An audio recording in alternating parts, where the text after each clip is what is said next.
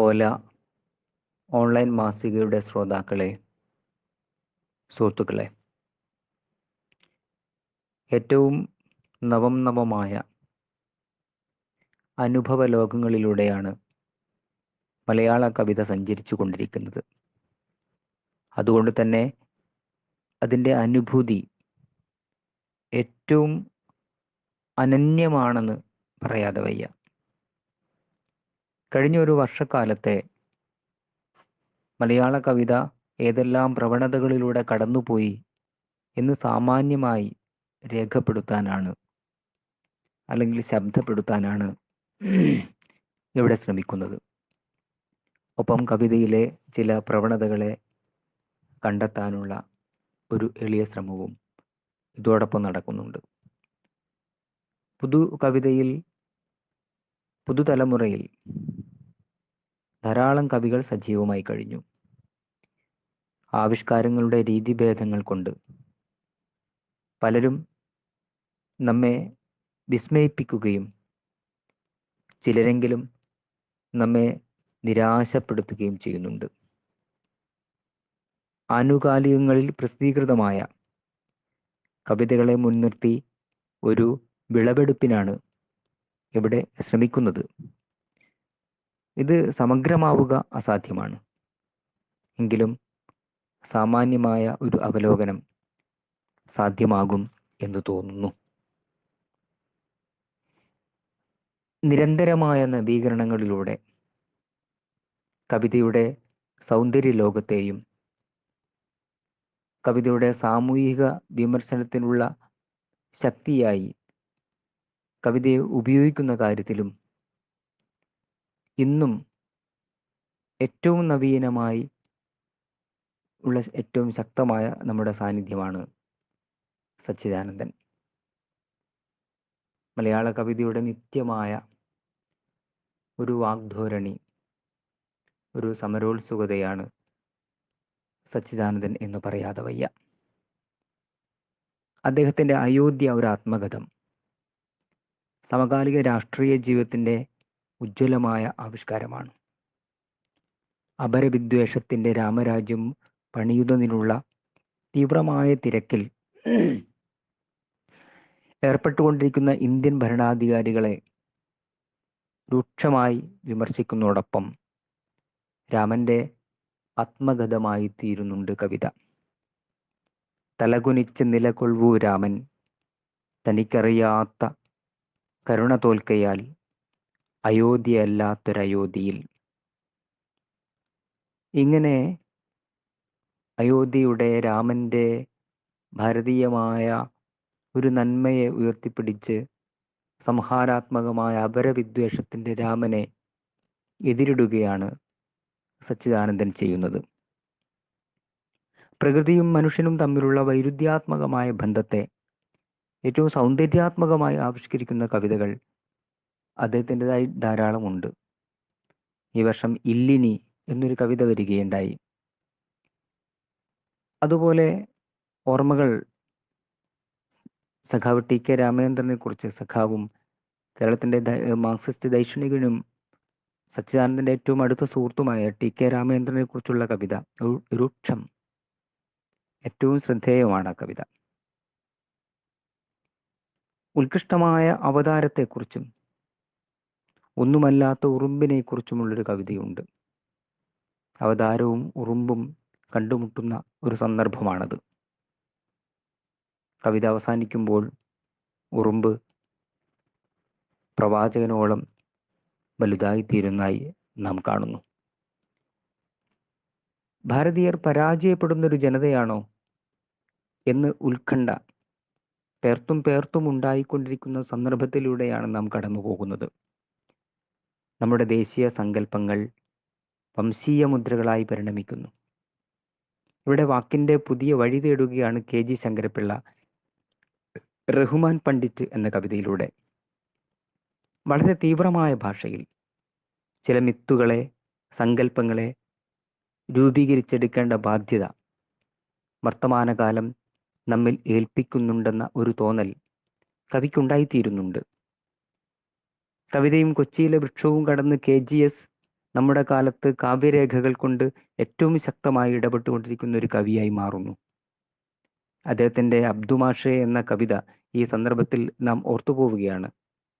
രാമ രാമ എന്ന് നാമം ജപിക്കുന്നതിന് പകരം അബ്ദുമാഷെ അബ്ദുമാഷെ എന്ന് വിങ്ങി വിളിക്കുന്ന ഒരു ജനതയെ നാം അതിൽ കണ്ടുമുട്ടുന്നുണ്ട്.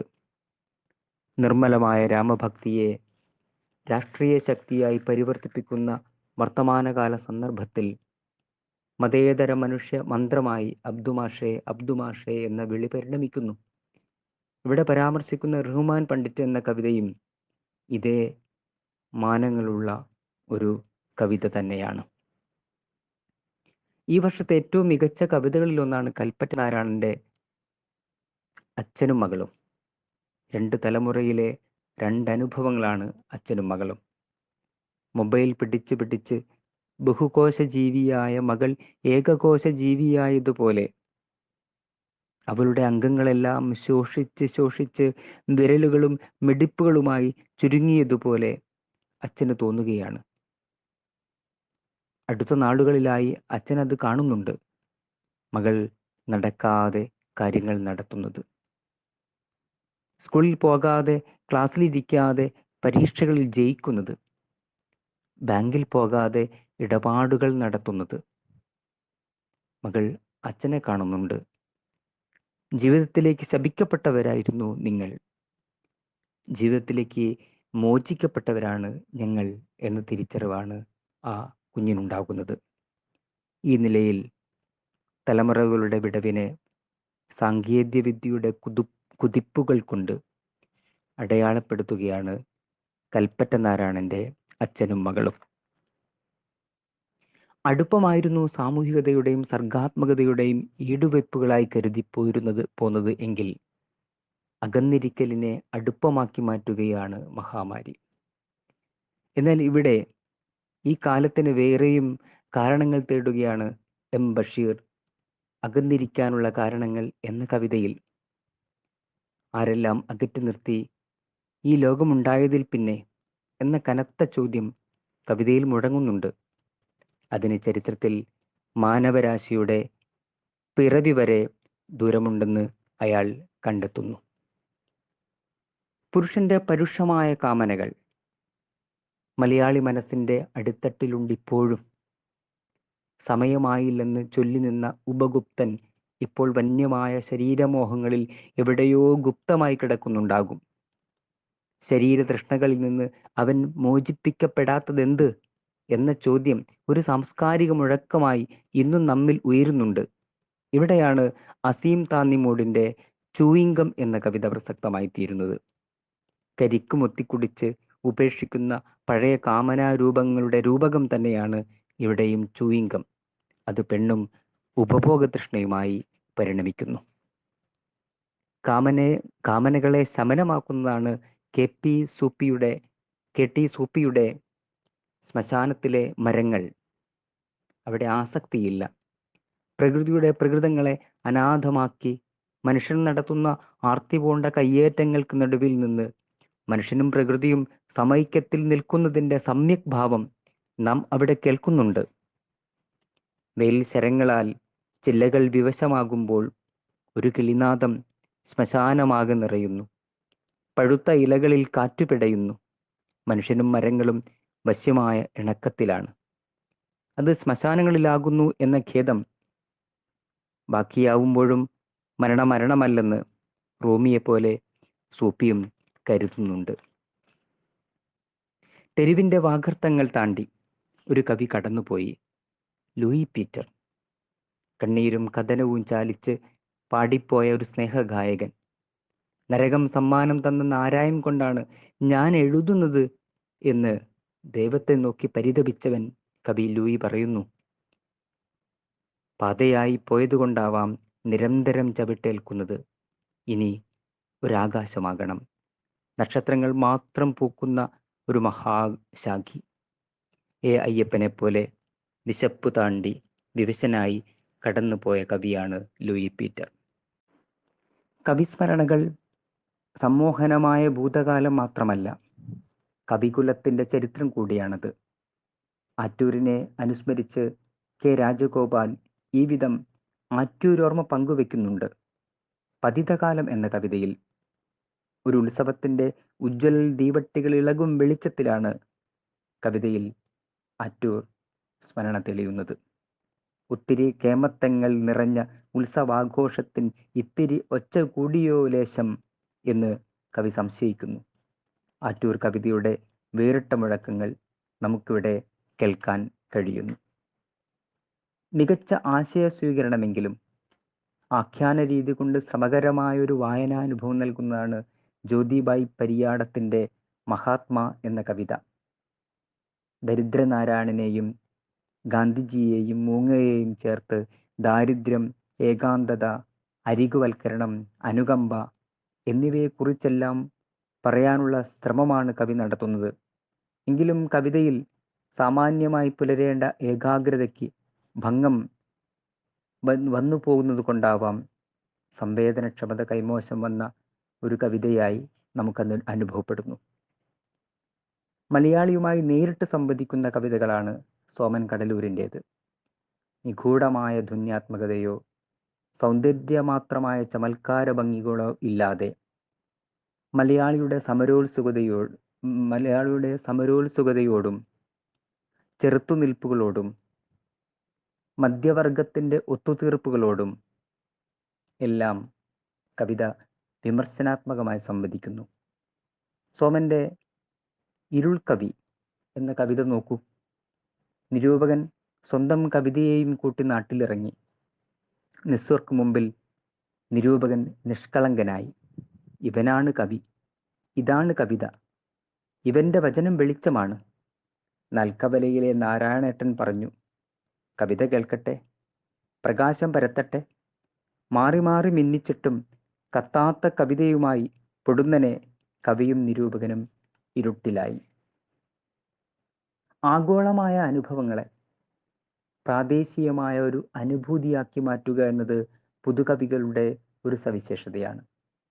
ദേശീയതയും ഇങ്ങനെ പ്രാദേശികതയുടെ ഒരു രസനയായി പുതുകവിതകളിൽ നിറഞ്ഞു തുളുമ്പുന്നുണ്ട്.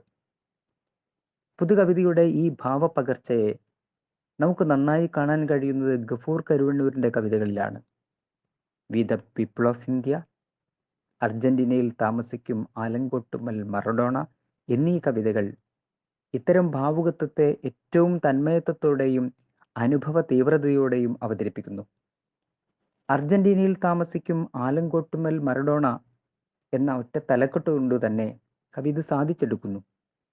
മുരിങ്ങാമരച്ചോട്ടിൽ നിന്നുള്ള ഭാവനകളെ തീഷ്ണമാക്കി മാറ്റുന്നുണ്ട് ഈ കവിത. ഗഫൂർ കരുവണ്ണൂരിൻ്റെ വെള്ളം എന്ന കവിതയും ജലത്തിൽ നിന്നും വെള്ളത്തെ വേർതിരിച്ചെടുക്കാനുള്ള പുതിയ അനുഭൂതിയുടെ ശ്രമങ്ങളാണ്. 2020 ശ്രദ്ധേയമായ കവിതകളിൽ ഒന്നാണ് MP അനസിൻ്റെ അയ്യങ്കാളിമാല. മാലപ്പാട്ടു സാഹിത്യത്തിൻ്റെ തുടർച്ചയെന്നോണം മലയാളത്തിൽ ആദ്യമായാണ് അയ്യങ്കാളിയെ പരിചയപ്പെടുത്തുന്ന ഒരു മാലപ്പാട്ടുണ്ടാകുന്നത്. അയ്യങ്കാളിയുടെ ചരിത്ര ജീവിതത്തെ മുൻനിർത്തി അയ്യങ്കാളി പ്രസ്ഥാനം ആധുനിക മലയാളി ജീവിതത്തെയും കേരളീയ സമൂഹത്തെയും നിർമ്മിച്ചെടുത്ത പ്രക്രിയയാണ് അയ്യങ്കാളിമാലയിൽ ദൃശ്യവൽക്കരിക്കപ്പെടുന്നത്. ലോകത്തിൻ്റെ ചലനവേഗങ്ങൾക്ക് സാക്ഷിയാവാൻ കഴിയാതെ മണ്ണടരിൻ്റെ ഏതോ ഗുഹാമുഖങ്ങളിലേക്ക് ഊളിയിട്ടുപോയ ഒരു പാവം മനുഷ്യൻ ഇന്ന് വർത്തമാന ലോകത്തിൻ്റെ നിശ്ചലാവസ്ഥയ്ക്ക് സാക്ഷിയാവാൻ കഴിയാതെ മറ്റേതോ മൺവിലങ്ങളിലേക്ക് ഒളിച്ചോടിപ്പോകേണ്ടി വരുന്ന ജീവിതത്തിൻ്റെ വിപര്യം ഏറെ സങ്കടകരമാണ്. ഈ അനുഭവ വിപര്യമാണ് PP രാമചന്ദ്രൻ്റെ പൊങ്ങിയും മുങ്ങിയും എന്ന കവിത. നാഗരികതയുടെ ഹുങ്കാരധ്വനികൾ കേട്ടാവണം അയാൾ പണ്ടെങ്ങോ ഭൂഗർഭത്തിൻ്റെ ഒളിത്താവളങ്ങളിൽ അഭയം പൂണ്ടത്. എന്നാൽ ഇപ്പോൾ അയാൾ ഒരു മണ്ണട്ടയെപ്പോലെ തൻ്റെ മാളത്തിൽ നിന്നും തല പുറത്തേക്കിട്ട് മനുഷ്യജീവിതത്തിൻ്റെ വിലോഭനീയമായ കാഴ്ചകൾ കണ്ടും രസിക്കാനും എത്തിയതായിരുന്നു. അപ്പോഴാണ് അഭിശപ്തമായ മറ്റൊരു കാഴ്ച ഒട്ടും പ്രതീക്ഷിക്കാതെ അയാൾ കണ്ടുമുട്ടുന്നു. ആളൊഴിഞ്ഞ നഗരം, ഇരമ്പുന്ന വാഹനമില്ലാത്ത പാത, വാതിലടഞ്ഞു കിടക്കുന്ന വീടുകൾ, വായ്മൂടിക്കിടക്കുന്ന കാവൽ, ആർപ്പും വിളിയുമില്ലാത്ത കളിക്കളം, വീർപ്പെട്ടു നിൽക്കുന്നു ലോകം.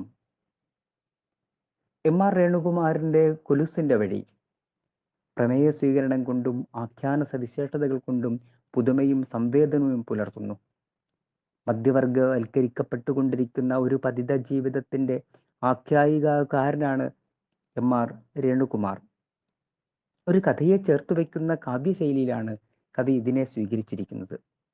കവിതയുടെ ചമൽക്കാരങ്ങൾ ജീവിതകഥയ്ക്ക് ചേരാത്തത് കൊണ്ടാവണം ഒരു കഥാഭാഷണ രീതിയാണ് കവി സ്വീകരിച്ചിരിക്കുന്നത്. സ്നേഹബന്ധത്തിൻ്റെ സ്വാഭാവിക പരിണതികളിലൂടെയുള്ള ഒരു സഞ്ചാരമാണ് എം.ആർ. രേണുകുമാറിൻ്റെ കുലുസിൻ്റെ വഴി എന്ന കവിത. അതിസങ്കീർണമായ ജീവിത രഹസ്യങ്ങളെ അതീവ ലളിതമായി ആവിഷ്കരിക്കുക എന്നത് പുതുകവിതയുടെ ഒരു പ്രത്യേകതയാണ്. പി രാമചന്ദ്രൻ ഇത് ലളിതം എന്ന കവിതയിലൂടെ ചിത്രീകരിക്കുന്നുണ്ടല്ലോ. ഇവിടെയുണ്ടു ഞാൻ എന്നറിയിക്കുവാൻ മധുരമായൊരു കൂവൽ മാത്രം മതി എന്ന സഹജ ജീവിതത്തിൻ്റെ പക്ഷി പ്രതിനിധാനമാണ് കവിത. എന്നാൽ സാങ്കേതിക വിദ്യയുടെ വലക്കണ്ണികൾ മനുഷ്യജീവിതത്തിൻ്റെ സങ്കീർണതകളെ ആകെ അഴിച്ചെടുക്കുകയും അതീവ ലളിതമായ ഒന്നായി മലയാളിയുടെ ജീവിതത്തെ പരിവർത്തിപ്പിക്കുകയും ചെയ്തുകൊണ്ടിരിക്കുന്നു. രാംമോഹൻ പാലിയത്ത് അതീവ ലളിതം എന്ന കവിതയിലൂടെ ഈ മനുഷ്യാവസ്ഥ ആവിഷ്കരിക്കുന്നു. നോക്കൂ. ഇവിടെയുണ്ട് ഞാൻ എന്നറിയിക്കുവാൻ ഒടുവിലത്തെ ടവർ ലൊക്കേഷൻ മതി. ഇവിടെ ഉണ്ടായിരുന്നു ഞാൻ എന്നതിനൊരു CCTV ദൃശ്യം നോക്കിയാൽ മതി. ഇനിയും ഉണ്ടാകുമെന്നതിൻ സാക്ഷിയായി മകൾ ചിരിക്കുന്ന ഇൻസ്റ്റാ ചിത്രം മതി. ഇതിലുമേറെ ലളിതമായെങ്ങനെ മനുഷ്യൻ ആവിഷ്കരിക്കുന്നു മായയെ. എല്ലാ മനുഷ്യബന്ധങ്ങളിൽ നിന്നും അടർന്നു നിന്ന് തത്വവിചാരത്തിൻ്റെയോ ആദർശാത്മകമായ ജീവിത വിചാരത്തിൻ്റെയോ സങ്കീർണതകളൊട്ടുമില്ലാതെ ഇലക്ട്രോണിക് നെറ്റ്വർക്കുകളിൽ മാത്രം നിർണ്ണയിക്കപ്പെടുന്ന മറ്റൊരു ഉപകരണമായി മനുഷ്യർ മാറിയതിൻ്റെ ചിത്രമാണ് ഹാസ്യമായും പരിഹാസമായും കവി ആവിഷ്കരിക്കുന്നത്. കവിത ഏകാന്തമായ ധ്യാനവൃത്തിയാണ് എന്ന സങ്കല്പത്തെ കുടഞ്ഞെറിയുന്നതാണ് പുതുകവിത. വൈലോപ്പള്ളിയിൽ ഇത് നമുക്ക് നേരത്തെ കാണാൻ കഴിഞ്ഞിട്ടുണ്ട്. പഴയൊരു പുള്ളുവനാണല്ലോ ഞാൻ, പായും നെയ്യും പല കൈവേലകൾ ചെയ്യും എന്ന് കവി ധ്യാനഗോപുരത്തിൽ നിന്ന് നനഞ്ഞ മണ്ണിലേക്ക് ഇറങ്ങി വന്ന് പാടുന്നുണ്ട്. ഇത് പുതുകവിതയിൽ സാർവത്രികമാണ്. ശ്രീകുമാർ കരിയാടിൻ്റെ പാലു വാങ്ങാൻ പോകുമ്പോൾ എന്ന കവിത ഈ നിലയിൽ ഏറെ ശ്രദ്ധേയമായ ഒരു കവിതയാണ്. ഇവിടെ കവിയുടെ ധ്യാന വഴികളിലൂടെയല്ല കവിത വരുന്നത്, പാലു വാങ്ങാൻ പോകുന്ന വഴിവേളകളിലാണ്. പാലു വാങ്ങുവാൻ പോകുമ്പോഴാണെൻ്റെ നീണ്ട കവിതകളൊക്കെയും മാനസത്താളുകൾ തോറും എഴുതി വയ്ക്കുന്നതും നീളെ തിരുത്തി ശരിയാക്കിടുന്നതും എന്ന് കവി വ്യക്തമാക്കുന്നു. ഇതൊരു സാധാരണ വൃത്തിയാണ്. ധ്യാനത്തിൽ നിന്നല്ല, മനുഷ്യ സാധാരണമായ ജീവിതത്തിൻ്റെ ഏറ്റവും സാധാരണമായ ഒരു ആവശ്യത്തിൽ നിന്നാണ്, ഒരു സന്ദർഭത്തിൽ നിന്നാണ് കവിത പിറക്കുന്നത് എന്നാണ് കവി പറയുന്നത്. പാലിൻ്റെ വെണ്മയോട് മാത്രമല്ല, ബീഡിപ്പുകയുടെ അനുദാത്തമായ ഗന്ധത്തോടും കവിതയെ ചേർത്തു വയ്ക്കുന്നുണ്ട് കവി. ഇന്ന് ശക്തിയുടെ കവികളില്ല, സ്പർശനത്തിൻ്റെ കവികളേയുള്ളൂ. ഈ ഒരു ഭാവുകത്വ പരിസരത്തെ കഥ പറയുന്ന മട്ടിൽ ആഖ്യാനം ചെയ്യുന്ന നിരവധി കവിതകൾ നമുക്കുണ്ട്. KM പ്രമോദിൻ്റെ ഒരു നുള്ളു കവിത ഇത്തരത്തിൽ ഏറെ ശ്രദ്ധേയമായ ഒരു കവിതയാണ്. കവിതയിലെ കഥ ചുരുക്കി പറയാം. കവി വളരെ കുട്ടിയായിരുന്ന കാലം. ഒരാൾ കട്ടിക്കണ്ണട വെച്ച് സഞ്ചിയും മണ്ണെണ്ണയുമായി അയാളുടെ പറമ്പിലൂടെ പോകുന്നത് കവിക്കും കൂട്ടുകാർക്കും ഒട്ടും ഇഷ്ടപ്പെട്ടിരുന്നില്ല. അയാളെ ചീത്ത വിളിക്കാം എന്ന് കരുതി അയാൾ നടന്നു പോകുന്ന ദിവസം കുറേ ചീത്ത വിളിച്ചു. എന്നാൽ അയാൾ പ്രതികരിച്ചില്ല. പിന്നെ കുറേ തെറിവാക്കുകൾ പഠിച്ച് കുറച്ചുകൂടി ശക്തിയായി ചീത്ത വിളിച്ചു. അപ്പോഴും അയാളത് ഗൗനിച്ചില്ല. തെരുവിളികൾ മുഴുവനും തീർന്നപ്പോൾ അയാളെ ആക്രമിക്കാൻ തന്നെ തീർച്ചപ്പെടുത്തി. അയാൾ എത്തിയ നേരം അയാളുടെ കൈത്തണ്ടയിൽ നുള്ളി. കൈത്തണ്ടയിൽ നിന്ന് ചോര പൊടിഞ്ഞു. അപ്പോഴും അയാൾ ആ എന്ന് നീട്ടിയൊരു ശബ്ദമുണ്ടാകുകയല്ലാതെ മറ്റൊന്നും ചെയ്തില്ല. അതോടെ താൻ തോറ്റുപോവുകയാണെന്ന് തോന്നി കവിക്ക്. വീണ്ടും ഒരു ദിവസം അയാൾ വന്നപ്പോൾ കവി മറഞ്ഞിരുന്ന് ഒരു കൊച്ചു കൂട്ടുകാരിയെ വിട്ട് അയാൾ നുള്ളിച്ചു. അപ്പോൾ അയാൾ അവളോട് ഒന്നിച്ചിരിക്കുന്നത് അവർ കണ്ടു. പിന്നീട് അയാൾ ആ വഴി വന്നില്ല. കാലം കുറേ കഴിഞ്ഞപ്പോൾ ബാല്യകാല അനുഭവം പങ്കുവെക്കാൻ എല്ലാവരെയും വിളിച്ച കൂട്ടത്തിൽ അയാളെയും വിളിച്ചു. രാജേട്ടൻ എന്നായിരുന്നു അയാളുടെ പേര്. പണ്ട് രാജേട്ടനെ നുള്ളിയ കാര്യം ഓർമ്മപ്പെടുത്തി. പക്ഷെ രാജേട്ടന് അത് ഓർമ്മയുണ്ടായില്ല. ഒരു പെൺകുട്ടിയുടെ നേർത്ത തലോടൽ മാത്രം ഓർമ്മയുണ്ട്. ഇങ്ങനെ ശക്തി പോയി സ്പർശനം മാത്രമായി കവിത പരിണമിച്ചത് എത്ര എത്ര വ്യത്യസ്തമായാണ് ഇവിടെ ആവിഷ്കരിച്ചിരിക്കുന്നത്. ആധുനികതയുടെ സാംസ്കാരിക ആസ്തികളോടും ഈടുവെപ്പുകളോടും പൂർണ്ണമായും വഴിപിരിയുന്നതാണ് പുതുകവിത. ശ്രേഷ്ഠമെന്നെണ്ണിയ മാനവിക സങ്കല്പം, ശാസ്ത്രബോധം, ജ്ഞാനലോകം, പ്രകൃതി വീക്ഷണം എന്നിവയൊന്നിനെയും പുതുകവിത അതേ രീതിയിൽ പരിഗണിക്കുന്നേയില്ല. ഈ നിലയിൽ ആധുനികതയുടെ പ്രപഞ്ച ജീവിത സങ്കല്പങ്ങൾക്കെതിരെ പ്രത്യാധുനികതയുടെ ലോകവീക്ഷണത്തെ അവതരിപ്പിക്കുന്ന ഏറ്റവും സമകാലികവും ശ്രദ്ധേയവുമായ കവിതയാണ് വീരാൻകുട്ടിയുടെ മുറിജീവിതം. ഇതൊരു മുറിഞ്ഞ ജീവിതമാണ്, മുറിവുള്ള ജീവിതമാണ്, മുറിയിൽ ഒറ്റപ്പെട്ടു പോയ ജീവിതമാണ്, എല്ലാ സാകല്യങ്ങളിൽ നിന്നും അറ്റുപോയ ഒറ്റ ജീവിതം. എഴുന്നേൽക്കാൻ അനുവാദമില്ലാത്ത, തനിച്ച് ദീനശയ്യയിൽ കിടക്കേണ്ടി വന്ന ഒരാൾ തനിക്ക് കൂട്ടായി മനുഷ്യനല്ലാത്ത മറ്റൊരു ജീവിയെ ആലോചിക്കുന്നതാണ് സന്ദർഭം. സാധാരണ നിലയിൽ ഏകാന്തതയിൽ മറ്റൊരു മനുഷ്യന്റെ കൂട്ടാണ് ഏവരും ആഗ്രഹിക്കുക. എന്നാൽ ഇവിടെ അയാൾ തിര്യക്കുകളെ കൊതിക്കുന്നു. ചുവരിലൂടെ ഇഴഞ്ഞു വരുന്ന ഒരു എട്ടുകാലിയെ സങ്കല്പിച്ചു. എവിടെ നിന്നാവാം ഒരു പഴുതാരയോ തേരട്ടയോ ഉറുമ്പോ പെട്ടെന്ന് പ്രത്യക്ഷപ്പെടുന്നതെന്ന് അയാൾ നോക്കിയിരുന്നു. ഇടിയുമെന്നായ മനസ്സിനെ താങ്ങാൻ ഒരു പല്ലി മതിയായിരുന്നു. വണ്ടിന്റെയോ വേട്ടാളന്റെയോ മൂളലിനെ സംഗീതമായി കേൾക്കാമായിരുന്നു. ആധുനികത കീടമായി കരുതി കൊന്നൊടുക്കുന്ന ഒന്നിനോട് സാഹോദര്യഭാവം പുലർത്തുന്ന ഒരു മനുഷ്യനെ നമുക്കിതിൽ കാണാൻ കഴിയുന്നു.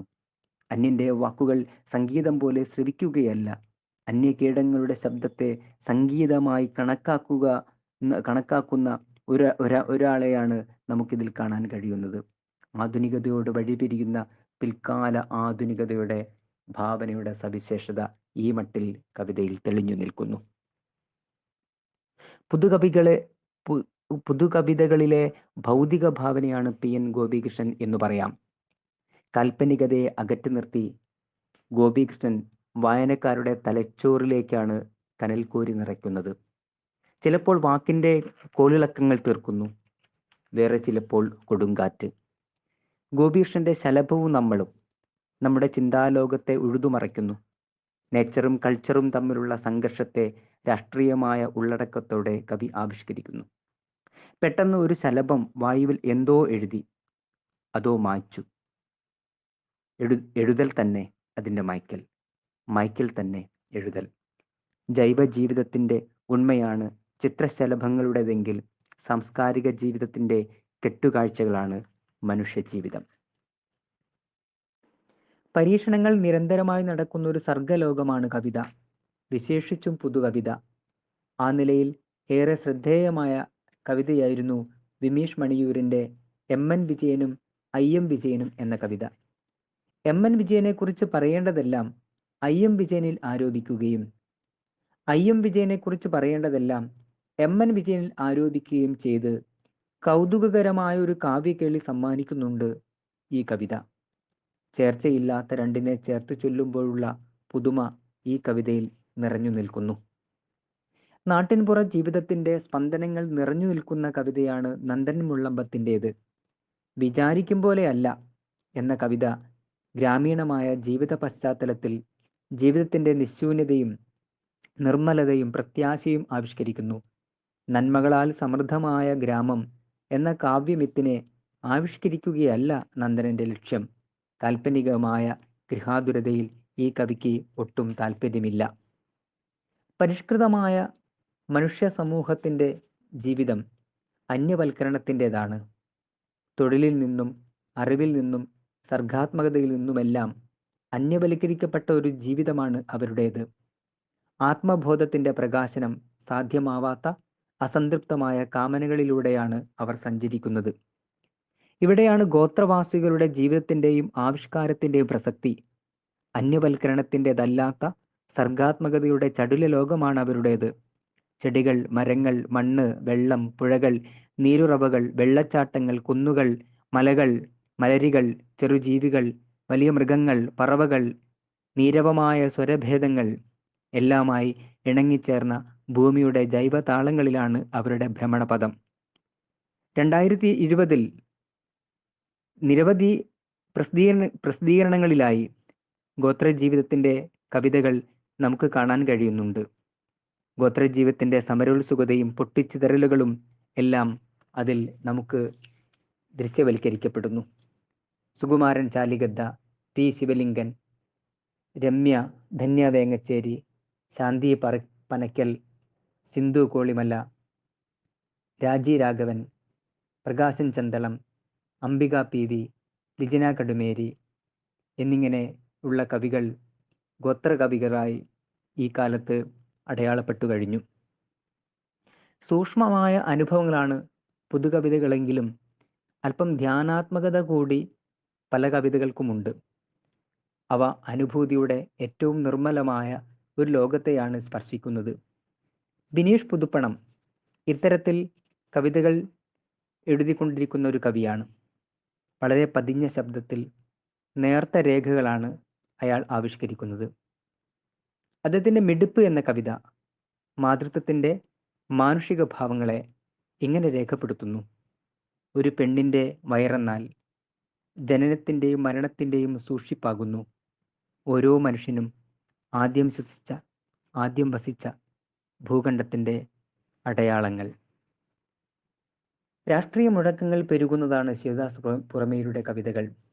അത് ധ്യാനത്തിൻ്റെതല്ല, പലപ്പോഴും അധ്വാനത്തിൻ്റെതാകുന്നു. അധികാരത്തിൻ്റെ അടിയിൽപ്പെട്ട് ചതഞ്ഞുപോയ മനുഷ്യരുടെ ഞരക്കങ്ങൾ നമുക്ക് ശിവദാസിൻ്റെ പല കവിതകളിലും കേൾക്കാൻ കഴിയും. അദ്ദേഹത്തിൻ്റെ നനഞ്ഞു തീർന്ന വഴികൾ ഇത്തരത്തിൽ ഒരു ദേശസഞ്ചാരത്തിൻ്റെ പീഡനകഥ നമ്മോട് പറയുന്നതാണ്. സൂര്യചന്ദ്രന്മാരെ, ഉറക്കം തൂങ്ങുന്ന നക്ഷത്രങ്ങളെ, ഭൂമി മുറിച്ചു നടക്കുന്ന പാലായനത്തിൻ്റെ നിഴലുകൾ നിങ്ങളുടെ നെഞ്ചിൽ പതിയുന്നില്ലല്ലോ. പ്രപഞ്ചത്തിനു മുമ്പിൽ ഈ ചോദ്യം ഇപ്പോൾ ഘനീഭവിച്ചു നിൽക്കുന്നത് പോലെ. ശബ്ദാർത്ഥ സഹിതമായ സൗന്ദര്യവിശേഷത്തെ ഏറ്റവും ശക്തമായി ഉപയോഗിക്കുന്ന ആളാണ് കെ. ജയശീലൻ. ഭയവും ധിഷണയും, ദയയും ധിഷണയും ഇടകലരുന്ന കവിതയുടെ ഉദാത്തത നമുക്ക് ജയശീലൻ മാഷിൽ കാണാൻ കഴിയുന്നു. ആധുനികതയിൽ പിറന്ന് അർവാചീനമായ ആദിരൂപങ്ങളോളം കടന്ന് ആർക്കും അധികം വഴങ്ങാത്ത ഒരെഴുത്തിൻ്റെ പ്രത്യേകത നാം ജയശീലൻ മാഷിൽ കാണുന്നുണ്ട്.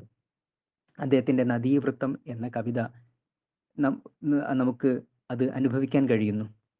ചെറിയൊരു സുഷിരത്തിലൂടെ നോക്കി വലിയൊരു പ്രപഞ്ചത്തെ വീക്ഷിക്കുന്നതിനുള്ള ഒരു തിടുക്കം ഈ കവിതയിൽ നമുക്ക് കാണാൻ കഴിയുന്നുണ്ട്.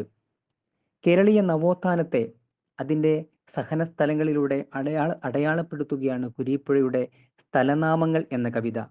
ചെറായി, ചേർത്തല, പയ്യന്നൂർ, വെങ്ങാനൂർ എന്നിങ്ങനെ നവോത്ഥാന കേരളം അടയാളപ്പെടുത്തിയ സ്ഥലനാമങ്ങളിലൂടെയുള്ള സഞ്ചാര വഴികളാണ് ഈ കവിത. ഗാഢമായ പ്രേമത്തെക്കുറിച്ചല്ല, നൈമിഷികമായ പ്രണയാനുഭൂതിയെക്കുറിച്ചാണ് പുതിയ കവികൾ പറഞ്ഞുകൊണ്ടിരിക്കുന്നത്.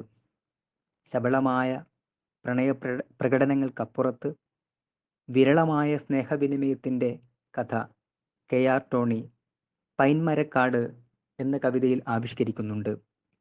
വളരെ സാധാരണമായ ഒരു സന്ദർഭത്തിൽ അസാധാരണമായൊരു നോട്ടത്തെ തുന്നിച്ചേർത്ത് പ്രണയത്തിന് അനിർവചനീയമായ ഒരു ഭംഗി പകരുകയാണ് കെ.ആർ. ടോണി. പൈൻമരങ്ങൾക്കിടയിലൂടെ വിദൂരതയിൽ അയാൾ ഒരു പെണ്ണിനെ ചെറുനോട്ടം കൊണ്ട് ഉൾവഹിക്കുന്നു. ഇങ്ങനെ പറയുന്നു: എൻ്റെ കബറിടം തുറന്നാൽ അവളുടെ ശവം കാണാം. മാറുമറയ്ക്കാൻ തുന്നിയ ബ്ലൗസ് മുതൽ മുഖം മറയ്ക്കാൻ തുന്നുന്ന മാസ്ക് വരെ തയ്യൽ നടത്തിയ വിപ്ലവങ്ങളുടെ കാവ്യചരിതമാണ് ബിന്ദു കൃഷ്ണയുടെ തയ്യൽ വിപ്ലവങ്ങൾ. വസ്ത്രം ഒരു ആവരണം മാത്രമല്ല, തിളയ്ക്കുന്ന ഒരു ജീവിതത്തിൻ്റെ അനാവരണം കൂടിയാണ്. അങ്ങനെ നോക്കുമ്പോൾ വസ്ത്രത്തിൻ്റെ ചരിത്രം കേരളത്തിൻ്റെ സാംസ്കാരിക ചരിത്രം കൂടിയായിത്തീരുന്നു. ലളിതാഖ്യാനം ഒരു രാഷ്ട്രീയ ആവിഷ്കാരമായി തീരുന്നത് നാം അറിയുന്നു. ജീവിതം കാത്തിരിപ്പാണെന്ന് പറയാറുണ്ട്. പ്രണയത്തെ, വിപ്ലവത്തെ, വസന്തത്തെ ഒക്കെ കാത്തിരിക്കുന്നതിൻ്റെ അനുഭൂതികൾ കവിതകൾ ആവിഷ്കരിച്ചിട്ടുമുണ്ട്. എന്നാൽ ഇന്ന് പ്രണയം, വിപ്ലവം കാത്തിരിക്കുന്ന ഒരു അനുഭൂതി നമുക്ക് പകരുന്നില്ല. കാത്തിരിപ്പിൻ്റെ അനുഭൂതി പകരുന്നത് ഫ്ലിപ്കാർട്ടും ആമസോണുമാണ്. ഫ്ലിപ്കാർട്ടിലും ആമസോണിലും ഓൺലൈൻ വസ്തുക്കൾ ബുക്ക് ചെയ്ത് കാത്തിരിക്കുമ്പോൾ ഉണ്ടാകുന്ന ഒരു അനുഭൂതി, അതിൻ്റെ വെയിറ്റിങ്ങിനായി ജീവിതം മാറ്റിവെക്കുമ്പോൾ ഉണ്ടാകുന്ന ഒരു അനുഭൂതി ഇ.കെ. മണിക്കുട്ടൻ ഐറ്റം ഡെലിവേർഡ് എന്ന കവിതയിൽ ആവിഷ്കരിക്കുന്നുണ്ട്. പ്രണയത്തേക്കാൾ, വിപ്ലവത്തേക്കാൾ ഹരം തരുന്നുണ്ട് ഇപ്പോൾ കടൽ കടന്നെത്തുന്ന സാധനങ്ങൾക്ക് വേണ്ടിയുള്ള കാത്തിരിപ്പ്. നിസ്സാരതയിൽ നിന്ന് വിശാലതയിലേക്ക് പോകുന്നതിൻ്റെ വിസ്മയമാണ് ഷീജ വക്കത്തിൻ്റെ നക്ഷത്ര ബംഗ്ലാവ്.